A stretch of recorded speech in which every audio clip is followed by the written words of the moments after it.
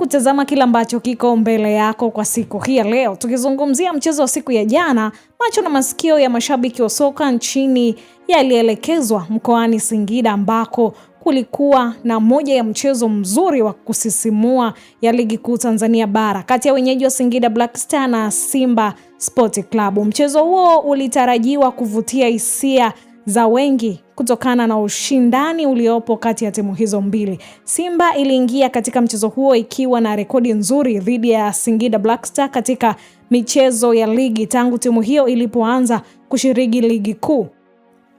Kwa takwimu zinaonyesha kuwa Simba haijawahi kupoteza mbele ya Singida Black Star katika michuano hiyo. Lakini pia katika michezo 8 ya Ligi Kuu zilizokutanisha timu hizo mbili, Simba imefanikiwa kushinda mara 7 huku mchezo mmoja ukimalizika kwa sare. Hadi sasa Singida Black Star bado haijapata ushindi dhidi ya Simba katika rekodi ya mechi za ligi. Hata hivyo, licha ya ubora huo katika ligi, Simba bado ina kumbukumbu nzuri ya machungu dhidi ya Singida Black Star ya kufungwa mabao 3-1 na kutolewa kwenye kombe la shirikisho CRDB Bank msimu uliopita katika hatua ya nusu fainali. Ushindani huo uliwapa Singida Black Star kumbukumbu nzuri dhidi ya Simba katika mashindano ya mtoano huo.